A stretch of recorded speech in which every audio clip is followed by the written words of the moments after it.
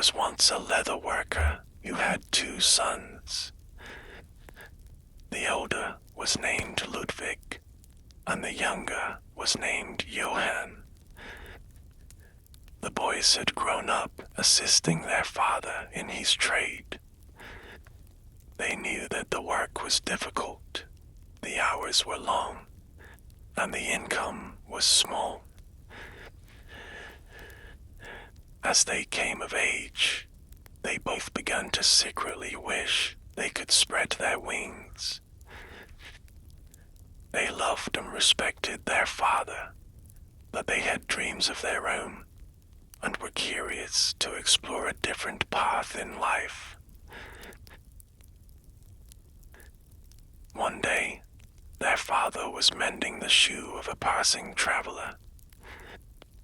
While the stranger was waiting, he entertained Johann and Ludwig with some stories from his journey, which sounded very grand and exciting.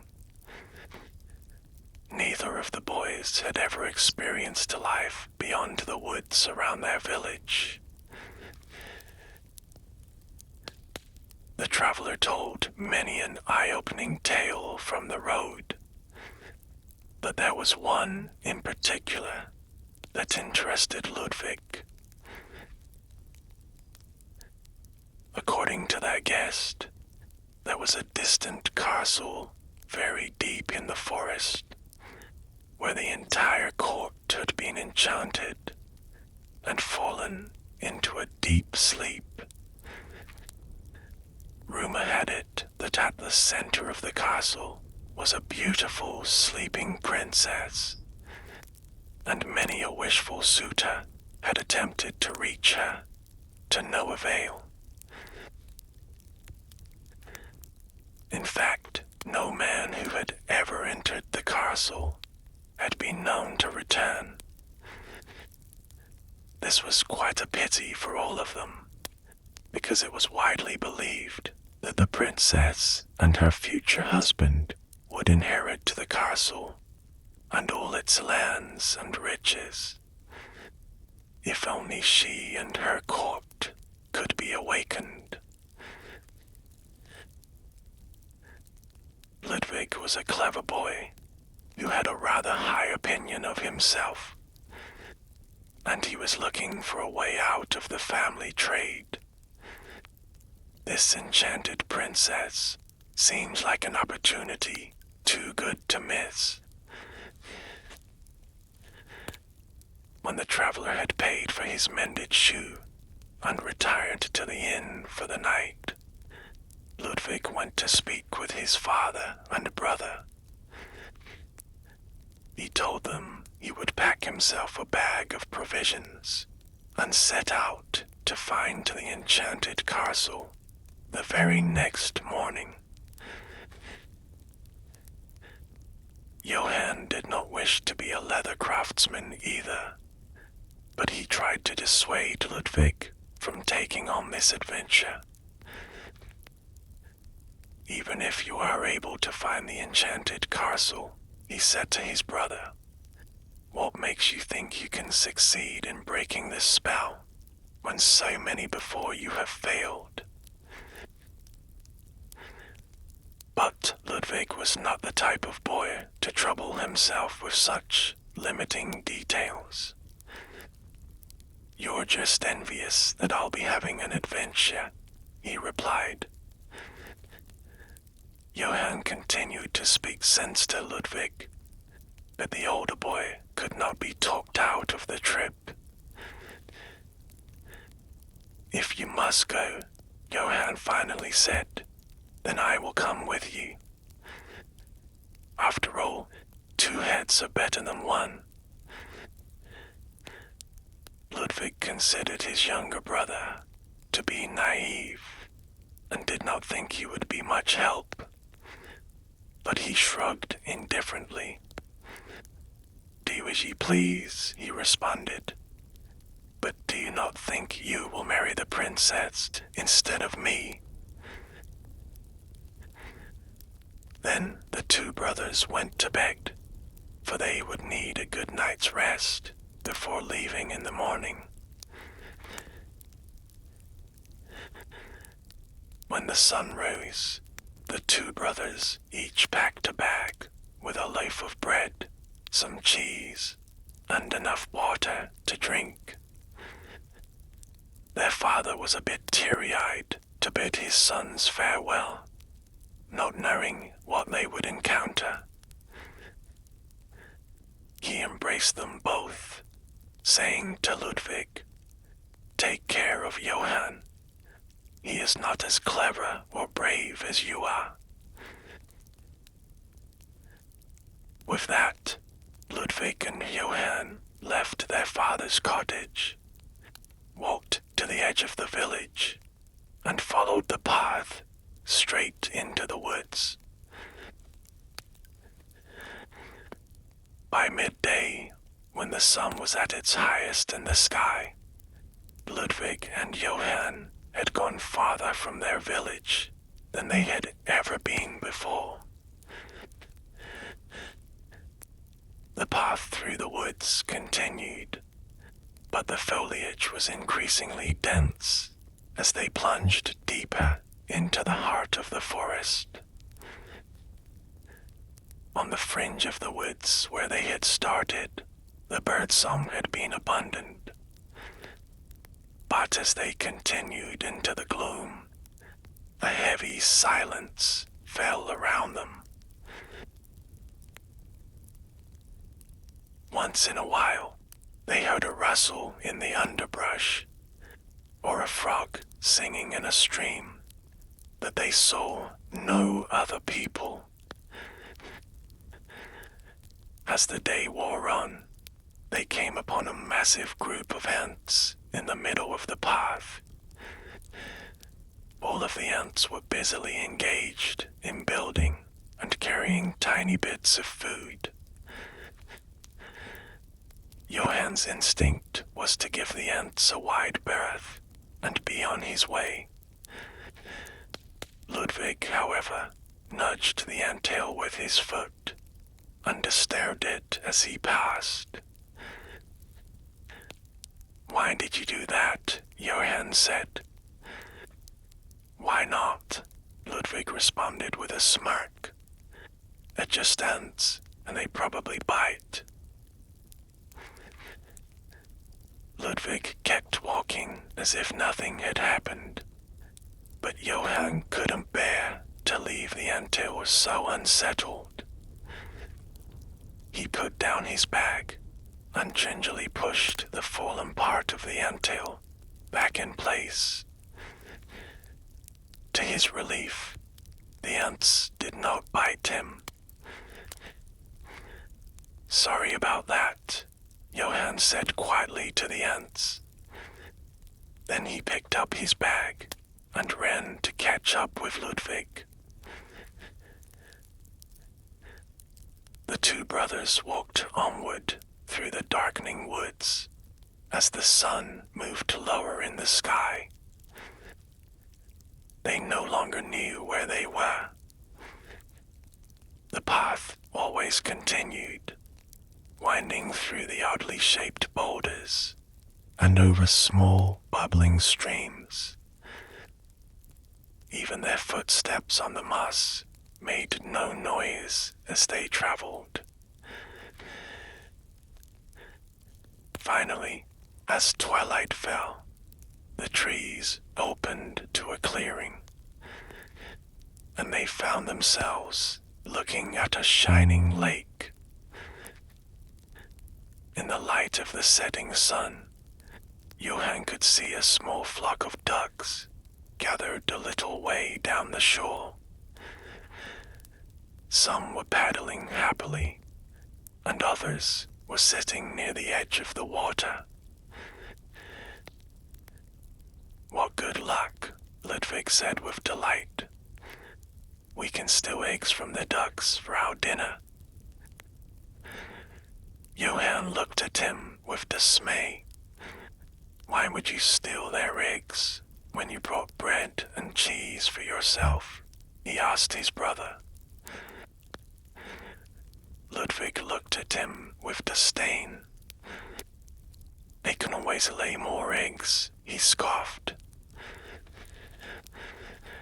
As Johann watched, Ludwig walked towards the ducks and scattered them, casting about to see if he could find their nests. Alas, he didn't unearth a single egg. In bad humor, he returned to a spot under a nearby tree and sullenly ate some of the food from his bag. Johann observed the ducks as they reconvened on the shore of the lake, smoothing their ruffled feathers. Cautiously, he approached them, and then he tore a piece from his loaf of bread and scattered the crumbs lightly in their direction. "I'm sorry about the disturbance," he called quietly to them. The ducks cautiously nibbled at the crumbs, and Johann retired under his own tree to eat the rest of his dinner and make himself comfortable for the night. In the morning, there was no sign of the ducks, and Ludwig did not bother to seek any eggs. The two brothers ate a few bites of food, drank from their water bottles, and picked up their bags once again. They followed the path around the edge of the lake and continued their journey through the heart of the forest. By noon, they were feeling tired and hot, and they stopped by the side of the path to rest and drink some water. After a moment, they both noticed a low hum coming from a nearby hollow in a tree. Investigating the source of the sound, they discovered a massive hive of honeybees inside. "What good luck," Ludwig said. "Just when we're beginning to get low on food, we've stumbled across a treasure trove of honey. Let's light a fire to smoke out the bees and find ourselves some lunch." But Johann felt bound about the idea of stealing honey from the bees. Furthermore, he knew he and Ludwig were likely to damage the hive in the process. He had to admit he was hungry, but he couldn't bring himself to do it.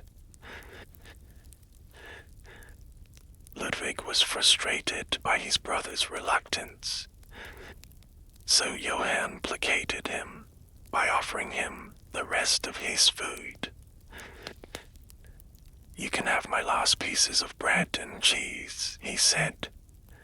"Just leave the bees alone." "You are a fool," the older brother said, taking the food from him. "If you insist on going hungry, I won't argue." With that, Ludwig walked away from the hive and enjoyed the last of Johann's food on a nearby rock. Johann lingered for a moment at the hive and whispered, "Enjoy your honey, Queen Bee." Then he found a spot under a nearby tree and managed with just water for lunch. The brothers walked on.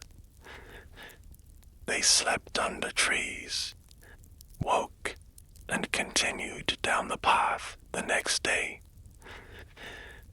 They were now both completely out of provisions and had to fill their bellies with water they collected at streams and berries they were able to harvest from bushes along the path.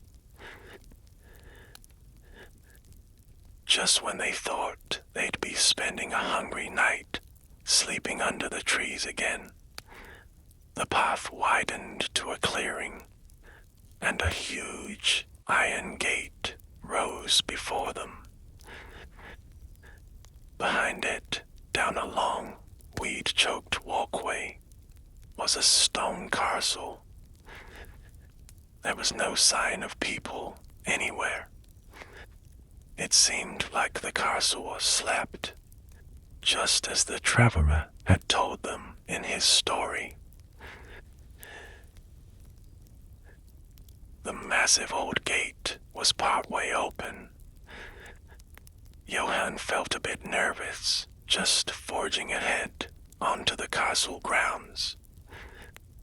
But Ludwig had no such concerns.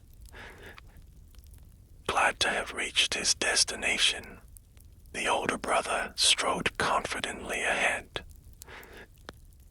Taking a deep breath to calm his nerves, Johann followed, peering around him as the two moved towards the ancient-looking door at the front steps.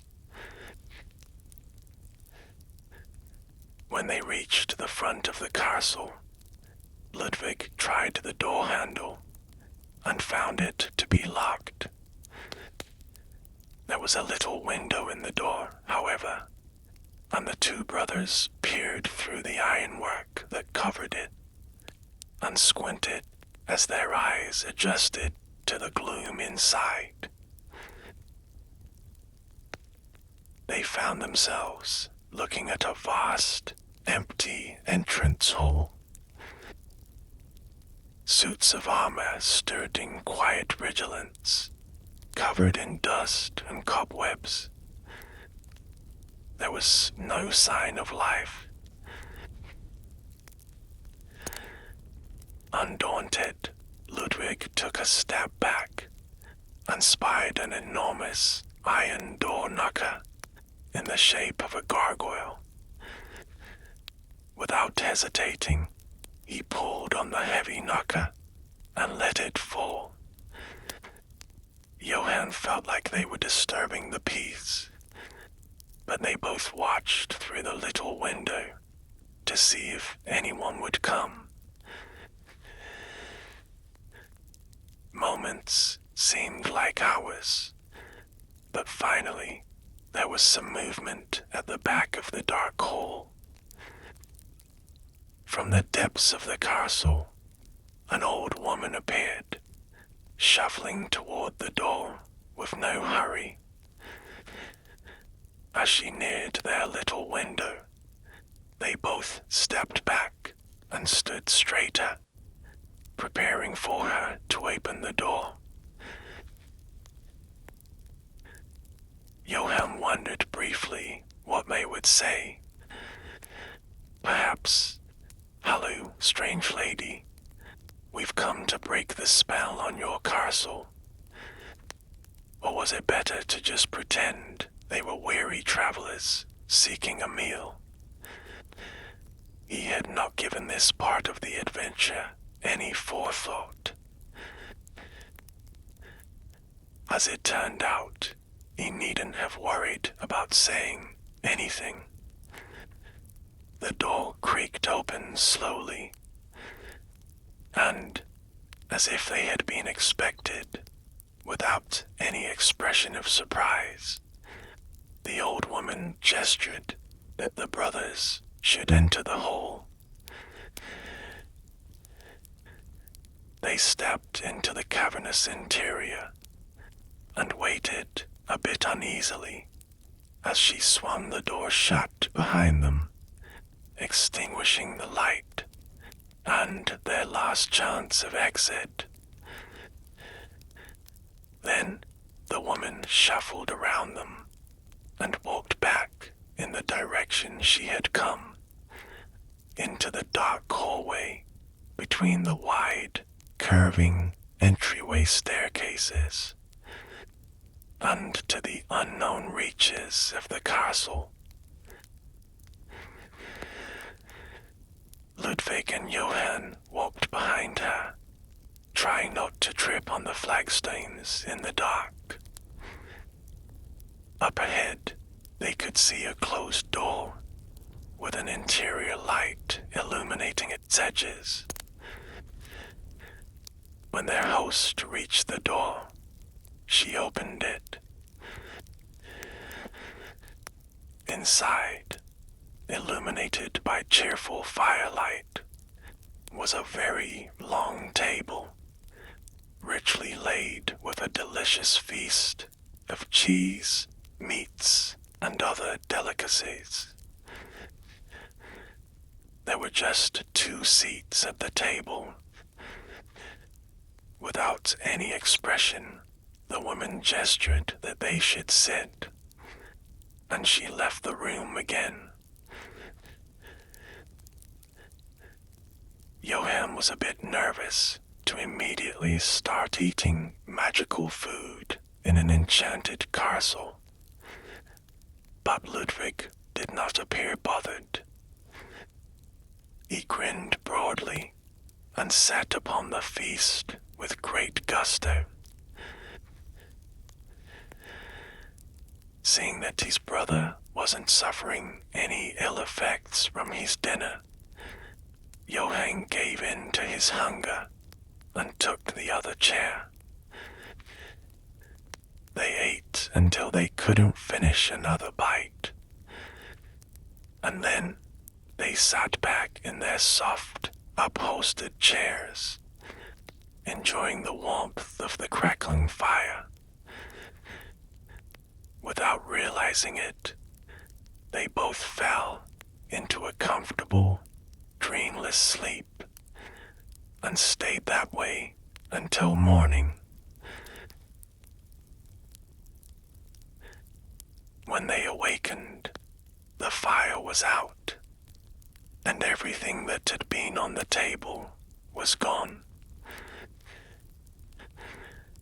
They heard the door opening and turned to see the same old woman, lit from behind by the morning light from the distant entry hall.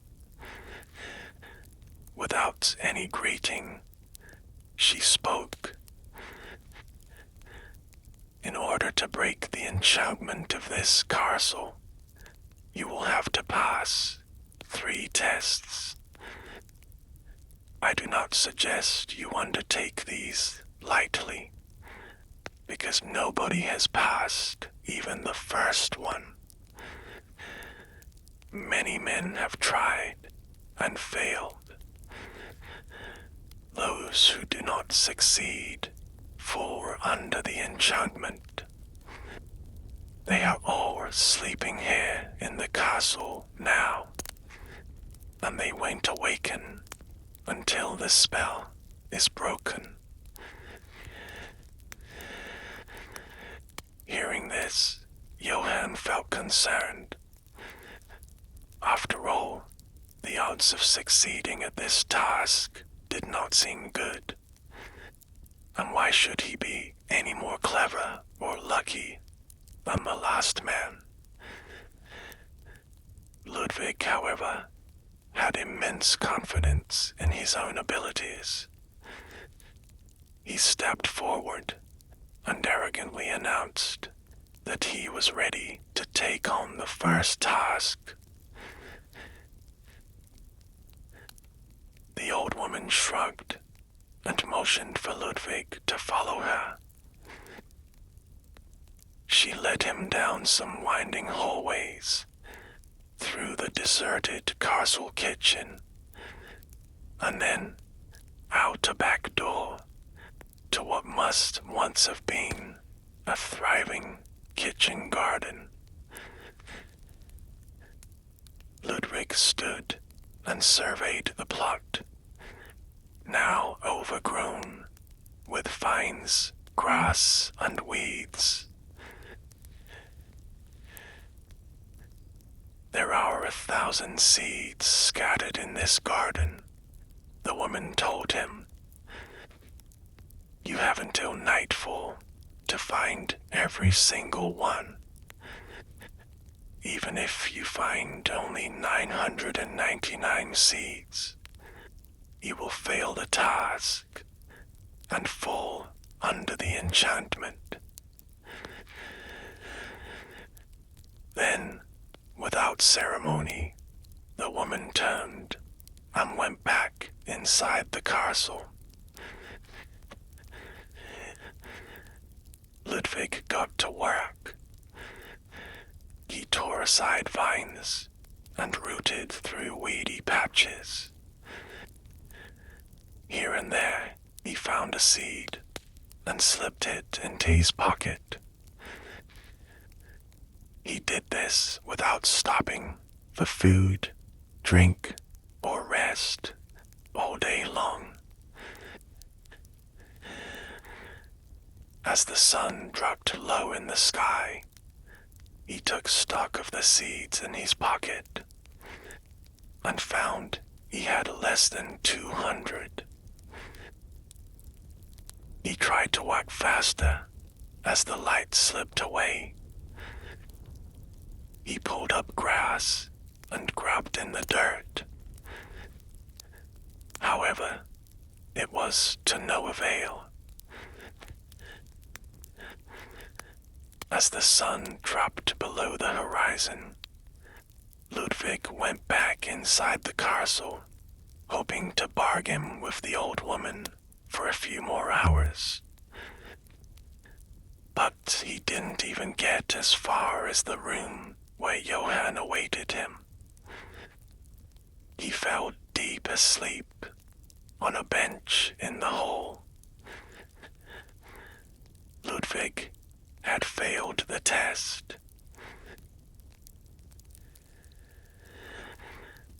Meanwhile, Johann was alone in the room with the fireplace. He did not know what had happened to his brother, but the table set itself with a magical feast again at dinner time. A crackling fire materialized in the large stone fireplace and warmly illuminated a table full of meats, cheeses, and delicacies, just like it had the night before. Johann was very hungry, so he sat by himself and ate a generous dinner. Then, just like he'd done the night before, he succumbed to the warmth of the fire and the fullness of his belly. Allowing his worries to rest for the night, he slumbered peacefully again in his comfortable chair. In the morning, the old woman appeared in the door. "Your brother has failed the fast task, and he is now deeply asleep," she told Johann. "Are you willing to attempt the task, or will you choose to leave the castle and save yourself?" In all honesty, Johann was quite afraid to attempt this test. However, he wasn't sure if he could live with himself if he abandoned his brother to eternal enchantment. It didn't take long for him to make this decision. "I will attempt the task," he responded. The old woman did not reveal whether she thought this was a wise choice or a foolish one. Instead, she turned and walked out of the room, clearly expecting Johann to follow her. When they reached the castle garden, she gave the same instructions she had spoken to Ludwig the day before. "Find all 1,000 seeds before nightfall," she said. "Otherwise, you will join your brother in perpetual dreams." Johann felt a sense of hopelessness as he surveyed the terribly overgrown garden. How could he possibly find 1,000 seeds there, a time, he tugged up vines and pushed through the grasses, picking up seeds here and there. After an hour, however, he could easily see that this pace would never do, and he sat on the steps to the kitchen and put his head in his hands. He didn't know how long he sat that way, but after a while, he looked up to see some small movements out of the corner of his eye. As he watched, a few ants crawled up onto the step and deposited individual seeds at his side. With astonishment, he realized the line of ants was growing. They were crawling all over the garden and depositing the seeds in the growing hill next to him on the steps. Relief flooded him as he realized that he might not fail this task after all. Exactly 1,000 seeds were resting in his pile by the time twilight fell.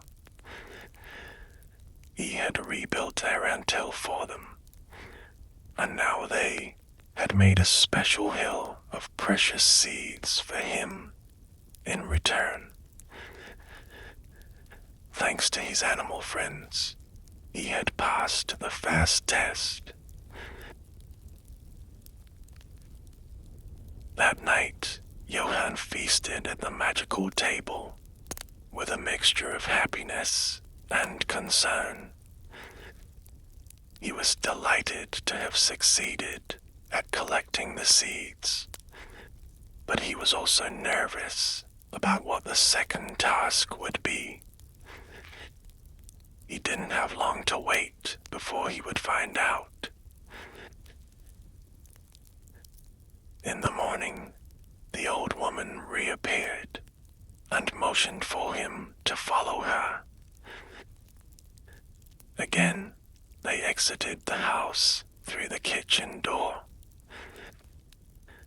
This time, they proceeded through the weedy kitchen garden and then followed a wide path around the side of the castle, where Johann saw a large lake. The lake had obviously been very pretty at one time. There were elegant benches here and there, with intricate trellises covering them. Roses now run rampant, unchecked by pruning for a very long time.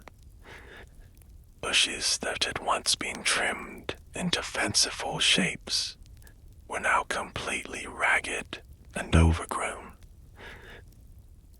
A fountain in the middle of the lake lay silent, covered in moss. The lake itself was covered with lily pads and algae. The woman gestured at the water. Somewhere at the bottom of this lake, there is a key that will open the door to our sleeping princess. You have until nightfall to find that key, or else you will fail the test and fall into a deep sleep, like your brother and all the suitors before him. Without any further help or explanation, the woman turned and walked back toward the castle. Johann looked hopelessly at the lake, knowing that the only option was to begin searching. He waded unsteadily ahead. Immediately, his shoes sank into the mud underneath the water, and the algae collected around his knees. Not Not only was it hard to walk, but he couldn't see anything in the murky depths of the lake. After a few minutes, he returned to dry land, culling his mud-filled shoes with him. He sat hopelessly on a nearby bench, agonizing over his situation. As he desperately tried to think of a solution, some ducks flew into view.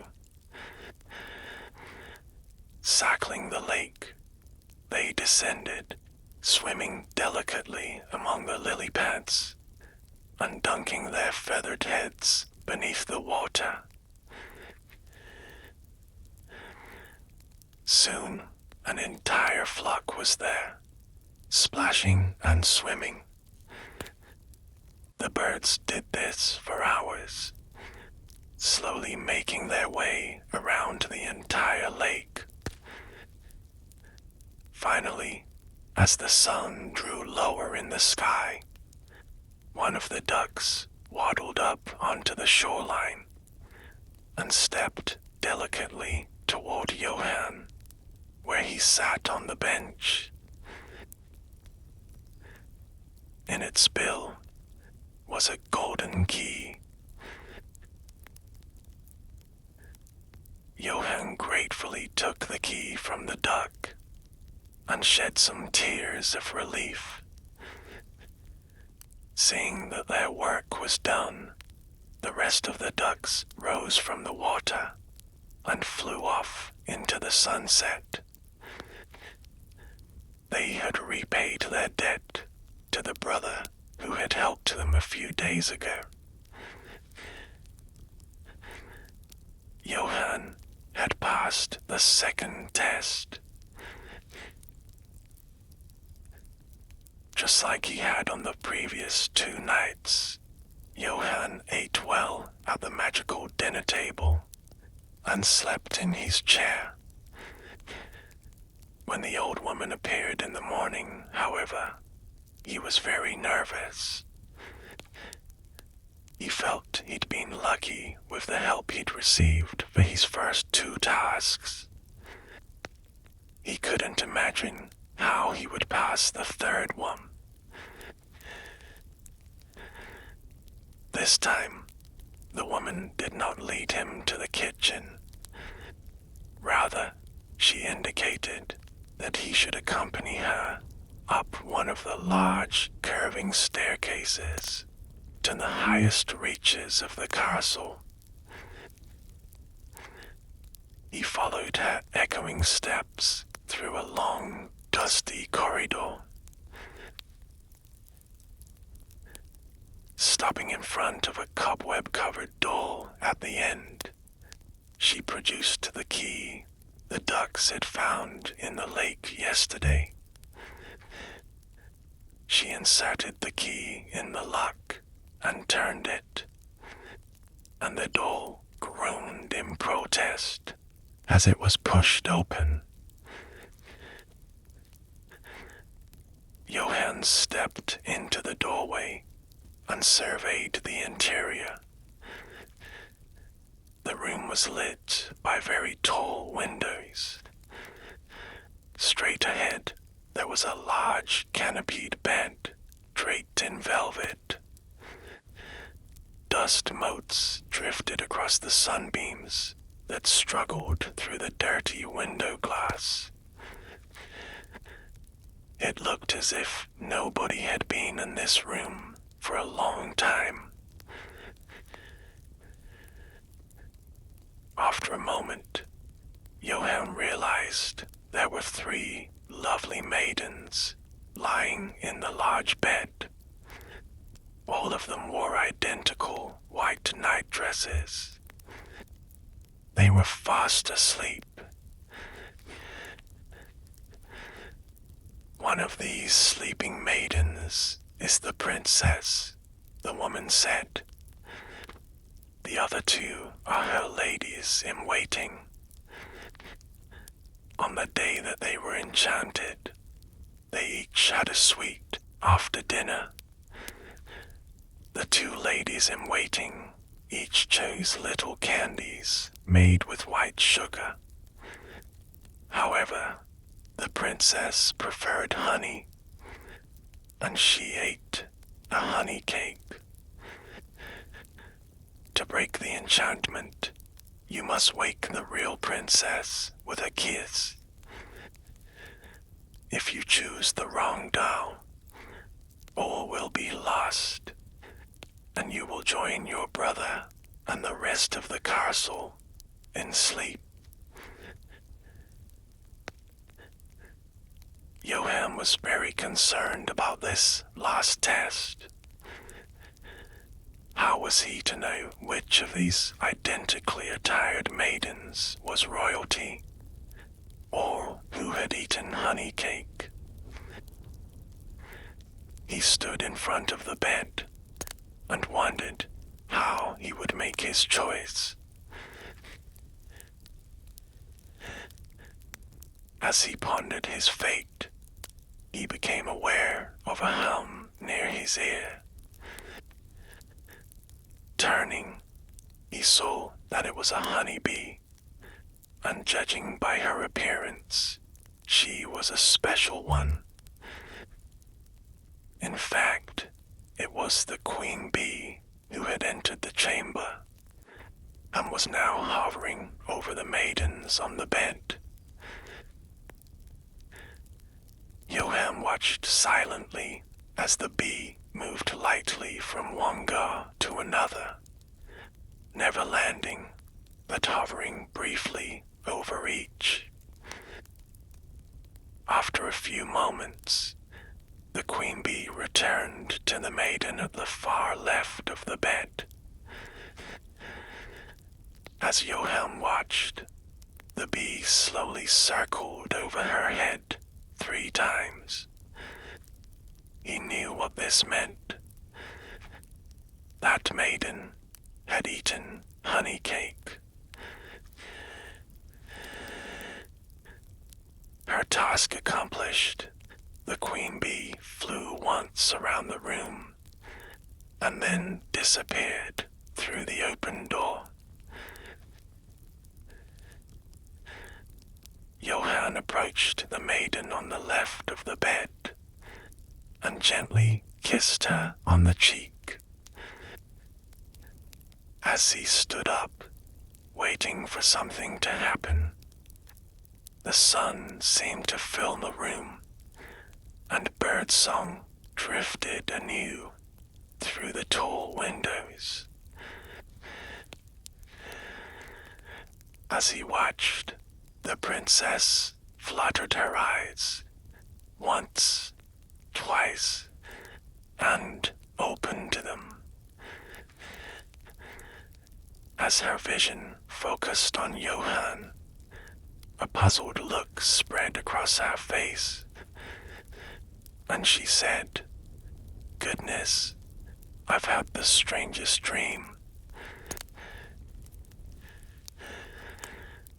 That day, the entire castle awakened.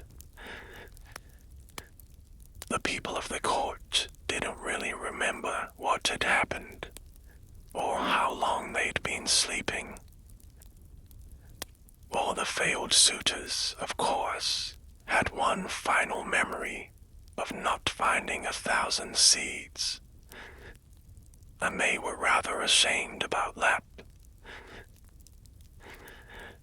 Still, the king ordered that the cobwebs be cleared, and the magical table produced a grand feast for everyone to attend that night.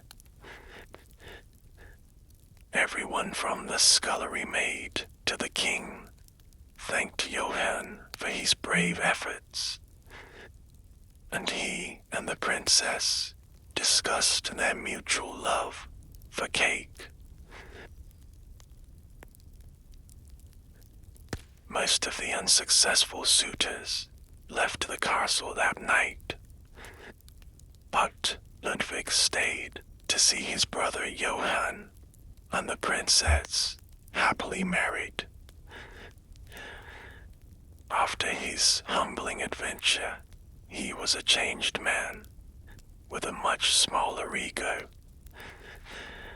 As it happened, one of the ladies in waiting took a shine to him, and they were eventually betrothed as well.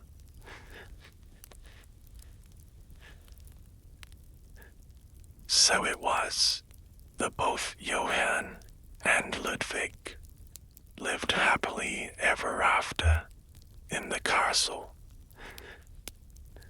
They sent for their father to come and live out his days with them in comfort, and they were all often seen scattering breadcrumbs for the ducks, protecting the beehives, and making way for ants crossing the path